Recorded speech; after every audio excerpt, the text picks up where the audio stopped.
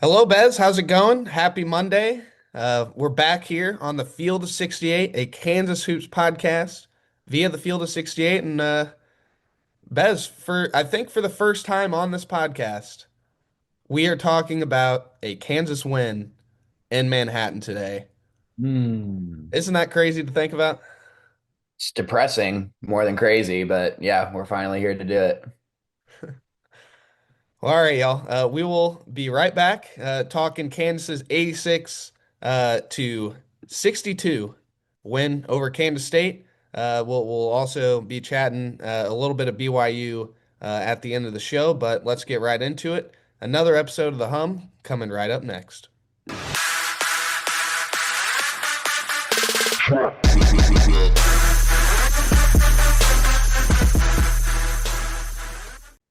All right, Bez, as we mentioned, 86 to 62, Kansas over Kansas State in Manhattan. It's the Jayhawks' first win in Manhattan since 2022, which I believe was that the Natty season that Kansas last won in Manhattan. Ochai hits that fall away down the baseline, put us up one after who was it? Nigel Pack had like 25 in the first half. Like that was almost another loss. I actually believe that's the last game I went to in Manhattan as well. With the snow, I didn't make the trip this go around, but the story of this game, Bez, I think there's a lot. Obviously, Darren Peterson wasn't playing, so a lot of people had to kind of step up. But Melvin Council, uh, 17 points, 12 assists, 7 rebounds, uh, was absolutely incredible. And then he hits the Wabash on Kansas State on the court. If you don't know what that is, it's just the little. I can't even do it, Don't honestly. do I it. can't. Don't do it. I'm not even No. gonna try. But it's this dance that Kansas State fans do, and Jerome Tang usually after big wins, will run up into the stands and do it with the entire student section, which Kansas has seen happen, of course, way too many years in a row now. And it did not happen this time. For Melvin Council to not be part of this rivalry, not really, you know, he's from New York. He doesn't know what this means. And for him to be that invested in this rivalry is truly special. Yeah, I first of all, the Wabash is the dumbest like school tradition in college sports. It is literally a bunch of people moving around like bobbleheads. It's so ridiculous. I can't believe they think it's cool. But it also like the whole game, they're chanting FKU. So Melvin's, what do you want me to do? Right? I mean, at that point, the rivalry was out the window. He was just pissed that they kept saying F you at him the whole game. Because that's what those trash fans do. They just scream obscenities the entire time. And then their coach hops in the student section and dances around with their stupid dance. You guys are 1-6. 1-6, K-State. In the last 5 minutes of that game, that team looked so dead. Just it It was was a pathetic. dunk contest. It was literally a dunk contest. Was pathetic. So of course, when you give up that kind of performance in the closing minutes and you're screaming F you all game, what do you want Melvin to do? Melvin's that kind of guy. Bring it. He's the dog. He ain't no dog food. He's the dog. Man, but his play on the court though was outstanding. He was every downhill take was direct, and he can kind of tend to almost get lost in the air sometimes. He'll get downhill and he'll get within 4 feet and he just kind of ends up in the air and he either tries to throw a crazy kick out or throw something up over his shoulder. But everything on Saturday night was direct. It was with intent and it was really impressive. And because of that, because he was so direct with his downhill drives, all that's how those all assist opportunities open up, right? Because they're so focused on stopping him from getting downhill. Kick, dump, lob, dump. It was just it looked easy for him, Sam. Like it looked like he was playing in One turnover too, Bez, just like one turnover. he was And never rushed. He never got sped up. Like it just the defense the entire game never seemed to bother him whatsoever. And I don't know if you saw on Twitter as well, but Tang apparently it seemed like in the handshake line that Tang wasn't very Really happy did. with Melvin and gave him a very, subtle uh, push onto his shoulder. And Melvin looked back and said something. I wish I was there because I would have asked Melvin about it after the game and see what he said. I went back and looked at the post game. Uh, at least whenever he was on the podium, he did not discuss that at all. Um, this game, Bez, though, was honestly at the beginning a little bit in question. And I remember I had texted you something like, what is happening? Like if Kansas doesn't win this game by double digits, like this is not good. Uh, that first half, the Kostic kid hit four threes, I think. It was just like honestly, it was your typical like, okay, Kansas is playing Kansas State half. And for the Mhm. Jayhawks to weather that storm and beat Kansas State by 24 points, I think is very impressive and tells you all you need to know about this team, especially doing it without Darren Peterson, which by the way, Bill Self did say after the game he expects Darren playing against BYU. And honestly, it makes a lot of sense for him to sit out this game. You get the week off before BYU. If you're not feeling 100% on that ankle, why not rest it? Because Kansas should win this game, even with what they had. But uh, Flory Badunga, too. 21 points, 10 of 13 from the field, 10 rebounds. I believe he had 17 in the second half on a perfect 8 of 8 shooting. What did you make of Flory, Bez? Flory's really coming into his own right now, Sam. He really is. And it's, you know, coming into the year, the question was, does he have enough in the bag for a low post game to rely on that as a valuable scoring option to where we can just dump it down low to Flory and it's kind of the same vibe as we've gotten with Hunter Dickinson the past couple of years, right? Where you're Or even McCormick? even McCormick, even going even farther back, like Dedrick Lawson, just a guy where you know you can dump it down there and over 50% of the time it's going to end up with 2 points. And Flory's been able to do that lately. Non-conference play, he struggled. He struggled a bit. But, in those mid-major games, he looked so dominant that you could just tell, like, okay, there's something here. We just got to be able to get it out against Power Five opponents and not just, the 6'8" white guy from Davidson, right? We got to go against some athletes. So, and I think last night what I saw was, or Saturday night was just a ton of confidence. I mean, he's going up and dunking the ball like there's nobody within 10 feet of him.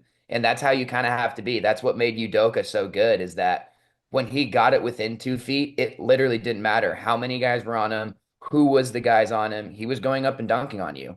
And that kind of powerful confidence almost is really the next step in Flory's development. We know he can run the floor, we know he can throw down lobs, but to actually, two dribble, reverse spin, raise up and dunk, that's a pretty valuable skill set. That going back to Dickinson didn't really have that. His was all a little more finesse, a little more touch. Flory's developing the finesse and the touch though, along with the just pure brute of being able to dunk on anybody. So he's almost like a little bit of a poor man's Udoka combined with a little bit of a poor man's Dickinson, and it's actually turning into a pretty nice basketball player. Hey, had that one midi, Bez, where like Hey, he yeah, free literally throw line, didn't right? That's even fine. jump. Like it was, he just like kind of was like, okay, like I'll go ahead and let it go here, and he ended up making it. Tiller was also really good. Taylor was really Bryson, good. He was. probably I think maybe his best game of Big 12 play, for sure.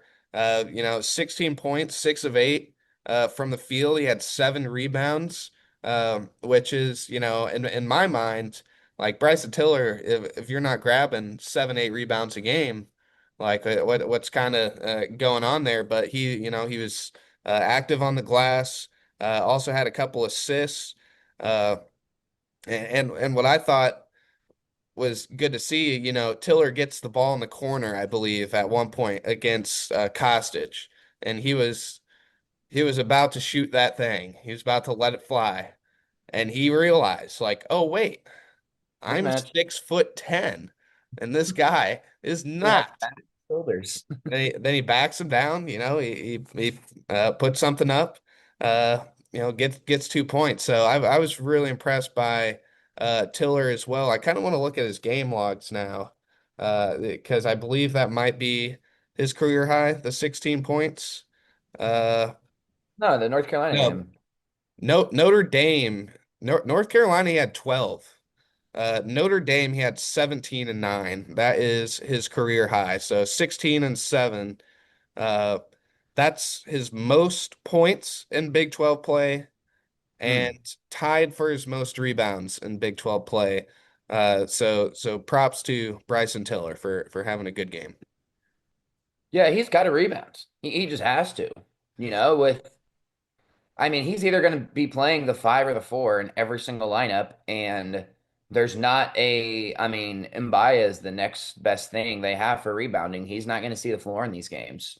So it's got to be Tiller. It's got to be Tiller.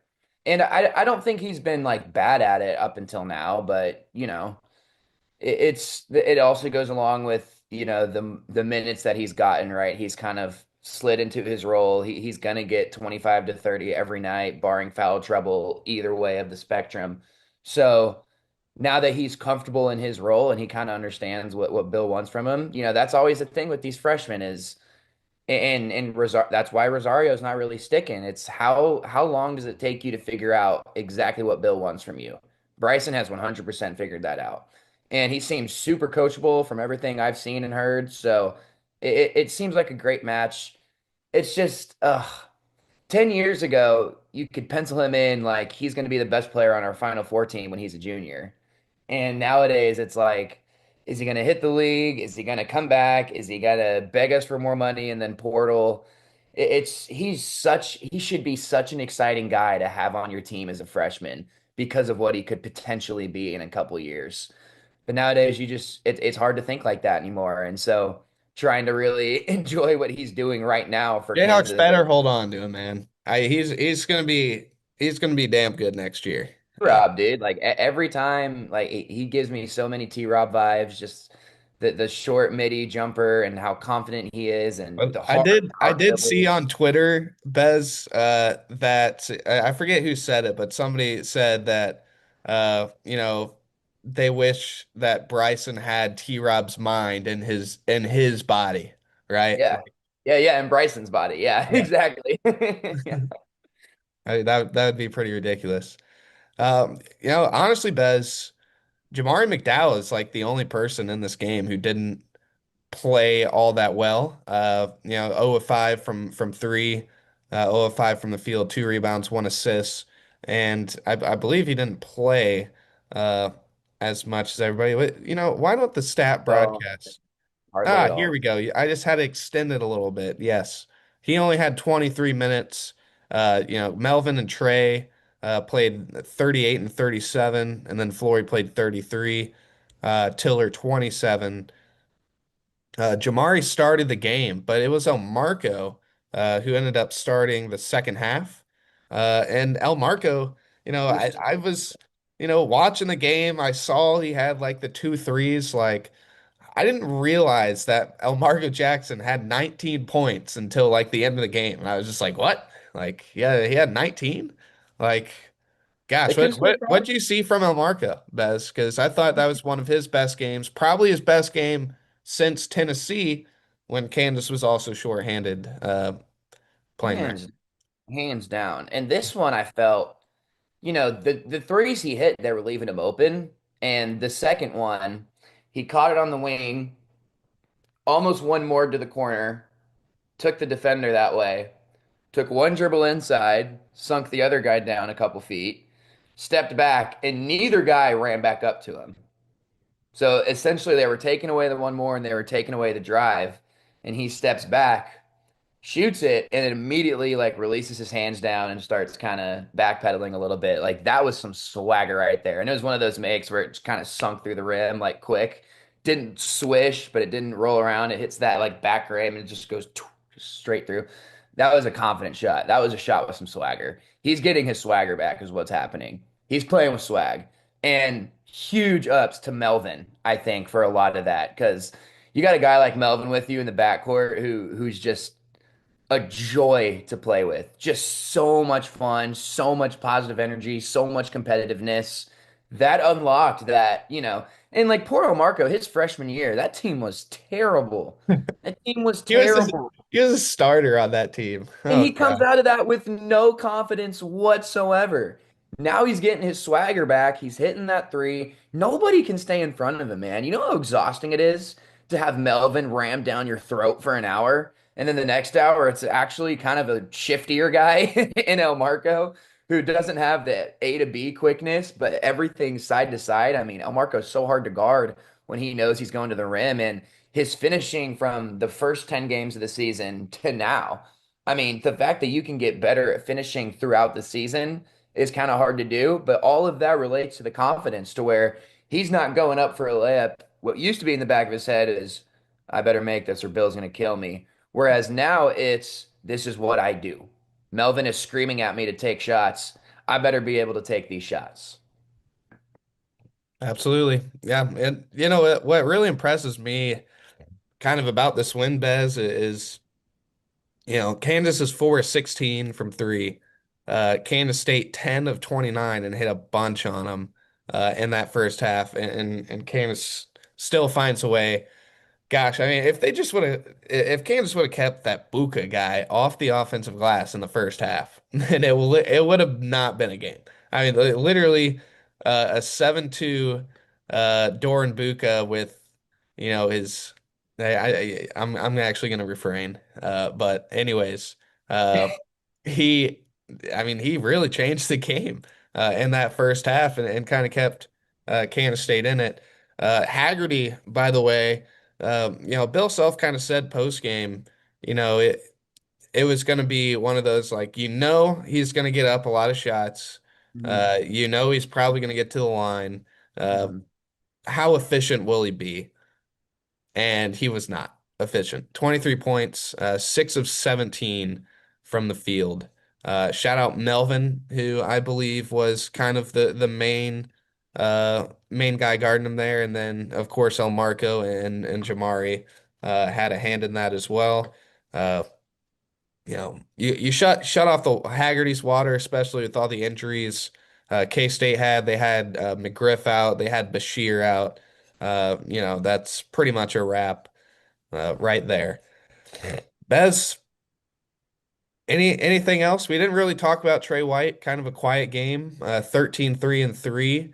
But he played pretty much all the minutes in this one, besides the very end. Uh, it's a good team win, Bez. It was a good team win. Yeah, and I think, that stuff you just said, Sam, about PJ Haggerty gives me, I mean, PJ Haggerty is good. He is a very good player for sure. Has a tendency to be hot and cold. And I don't think it was so much that Kansas got a cold night. I think they did a really good job of making his life hard.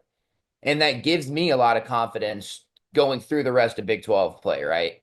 I mean, obviously can look at 5 to 8 guards in the Big 12 that can really, really go. And, Kansas is able to not shut those guys down, but at least slow them down. And, a team like K-State doesn't really have a ton of options after that. So it's a little bit easier, of course. But, you get into these tournament games, dude, down in March, and, the number one thing a team does not want to see, and this is why people are still underrating Kansas in terms of March Madness discussions right now. The number one thing an opposing team doesn't want to see is, oh no, their guard he's on one tonight. And, if Darren's on one tonight, good luck.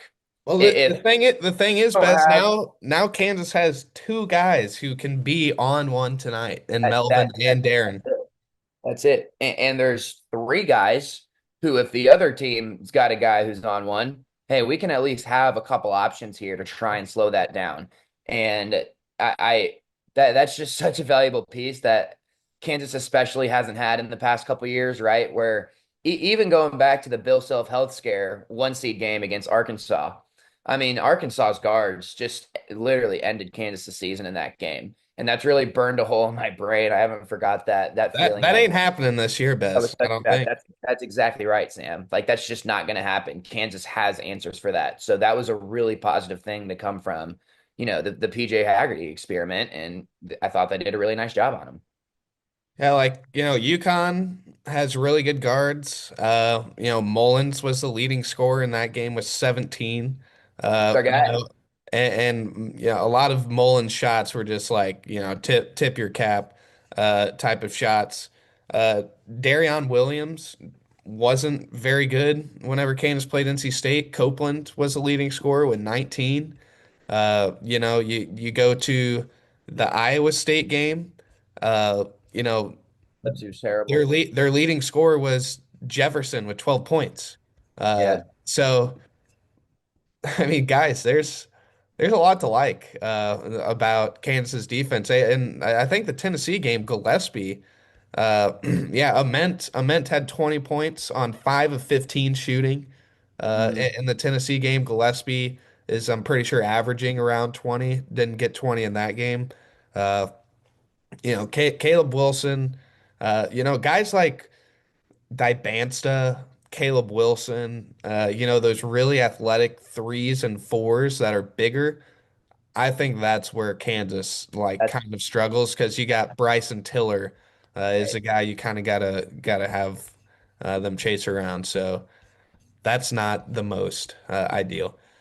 All right, we're gonna take a quick break. Whenever we get back, a little bit of BYU talk. It's a big recruiting weekend, so we're gonna chat that a little bit when we get back. Stay with us. There is no sport in America that is more difficult to follow than college basketball.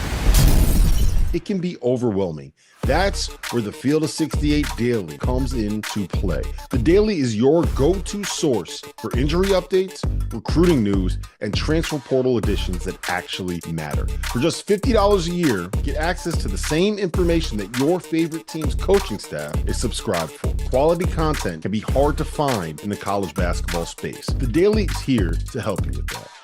Welcome back, everybody, to the Hum, a Kansas Hoops podcast via the Field of 68. Bez, it's going to be a party for Is Kansas BYU on Saturday. I believe it's a 3 p.m. Tip. Do not quote me on that. 3:30 p.m. tip. College game day is going to be in town. Tyron Stokes is going to be in town. Talon Kinney is going to be in town. Trent Perry is going to be in town. Bez, this is going to be a weekend. It's going to be a weekend. I wish I could be there, dude. It's gonna be so awesome. That place is gonna be on fire. Game day's there, which is like kind of like, we both you and I have both been to game day. I might still go and just It's hang like out. it's cool to see it, and it's cool to see like the commercial breaks and kind of how it all breaks down. But you know, it's whatever. The Well, last product on the the last floor. game day, I don't know if this is the last game day Kansas has had, but I believe the last game day that I remember going to was whenever Kentucky just walked in and absolutely whooped ass.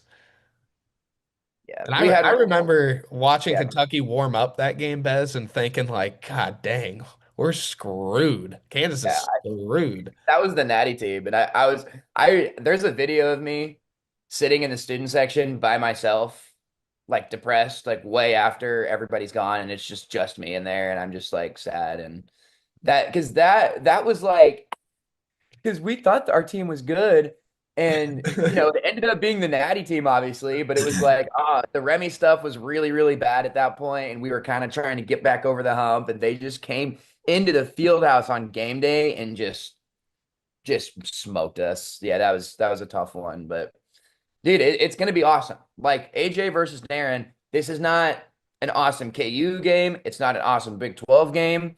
This is like one of those college basketball games. Like even going back to 2016, Buddy Hield versus KU triple overtime. That's kind of the national vibe you're gonna get from this game. To where you watch a highlight video in 12 years, greatest games of the 21st century, this game very, very much so could be on that type of list. So I'm just really, really excited that all of this buzz is back in Lawrence, Well, Kansas, right? well, Bez, here's the thing, right? We talked about in the Baylor episode, right? What Norm said about Darren, right? You know, Mhm. Tunde's pounding his chest, he's hype, and Darren was like, "Watch this, watch Yeah, this." yeah. You Real know what hoopers. Darren just had to do, Bez, on Saturday? Watch everybody score 40 except for him. Keen Wagler, 46 at Purdue. You know, Dybansta, 43, sets freshman scoring record. Flemings, 42, in a loss, nevertheless. Easy. That game was absolutely incredible. Texas Tech is damn good. Damn good. Uh, I'm leaving out some. I mean, Boozer, 32 and 9, and it wasn't even like nobody's talking about it. Nobody cared. Acuff had 31. Yeah, Acuff had 31, 6 assists. Darren is I guarantee you sitting there, right? Guys, watch this. Mhm. Just wait. Just watch this. That was the only thing going through my mind when I all saw all that happening. Also cool that all my EYBL babies are here at D1 and dominating. Like I've seen these kids since they were 40 pounds skinnier, still hooping. Like it's just sidebar, but it's just really fun to see them come from 15-year-olds to now dropping 40 in the Power Five. It's fun. I saw Bez Darren Peterson give AJ Dybanson and his team 62 points. I've seen it. I don't think Darren could score That's a lot. 62 in college That's a now, lot. but I mean, hold on. The quarters, I feel like the quarters in that high school was 8 minutes though. I mean, it's a shorter game, yes, but it's also a completely different game, I know, I obviously. know, I know, I know. But I'm super excited. Man, it's the game of the year just because of the Dybansta Peterson aspect of it. I mean, you could say that Arizona coming to town is bigger, or Houston coming to town is bigger. I don't know, man. I think this one's Houston pretty might big. be bigger from a Kansas fan perspective that they've had our number for way too long, and we finally have a guy this year that can do something about it. But I don't know. Houston, I feel like Kansas usually plays Houston pretty well. I mean, it was just the debacle. Was no, that that last year? Was that last was year last that year. happened? Yes, yes. Can't get it out of my head. That was, oh my gosh. But I from want a to go back national and I want to go standpoint, back and listen to our episode on that and just see what. I don't want to. I bet we were so sad. Yeah, Vez, Kansas's next five. Undefeated. Versus BYU. And by the way, BYU Arizona tonight in BYU is going to be an absolute movie. I mean, Yeah, I'm so pumped for that I'm game. clearing out the schedule watching Yeah, that. yeah, it's been great. So yeah, versus BYU this coming Saturday. Then Monday is at Tech. I'm sorry, you might as well count that a loss. I don't think Kansas is beating Tech at Tech. And then it's Utah on the 7th, Saturday, February 7th, and versus Arizona for Big Monday on the 9th at Iowa State, February 14th. Probably see you then, Bez. Probably see you. Probably. I won't be at the game, sadly. So that's I think that's a pretty rough they'll get 3 wins four out of that. four out of five. They'll get 3 wins out of that. I think 3 wins is really solid in that frame right there. Because I agree with you about the Tech game. What Let's go steal one in Ames. Go steal one in Ames. that's what I was gonna say, man. Iowa State is not world beaters. Like they're very, very good, but Kansas beat them so bad in Allen Fieldhouse. And I think they didn't break them because they smacked their past two games. They're back to being what they were before, but they did figure them out a little bit, I think, from like just from their staff's perspective. So I don't know. I could see it happening. It's a noon game. So, and it's freezing here, like beyond cold. So I don't think it's going to be, I mean, it's going to be rocking in there for sure, but it's not like it's this prime time, a Hilton Magic type of game to where, it's, the vibe of a day game is different than the vibe of a night game, right? Like if you're at night, you've been in the city all day long, you see the circus happening, you see the people waiting outside the arena. You've Day had game, some cocktails. yeah, yeah, yeah. Everybody's hammered. But by a noon game, you wake up, you get on the bus, you drive to the arena, you warm up, and you go play. There's not as much circus involved in that. So if they're gonna steal one from anybody, I really like that. I'm circling that. But you do if BYU beats you this weekend, you can't then turn around and lose to Arizona on Big Monday in a couple weeks. You cannot do that. You can't afford two home losses in BYU college. ain't winning. BYU ain't I winning. really don't think so. I really don't. I'm more scared of Arizona than BYU, but you know what BYU did to the Hawks last year, and that was not a pretty sight over there in Provo. Not pretty. And there was no potential number one pick on that team. So, all right, y'all. That is all we have today. We will be back for a an actual in-depth, preview of this game. Hopefully getting on somebody to chat with us. Uh, we'll see you guys then. Thanks for joining us. Leave a like, leave a comment down low. The YouTube comments, guys, I'm telling you, every video we have with like 5+ YouTube comments is 20 times better off than all the ones that don't. So please leave a comment, keep supporting us. Thank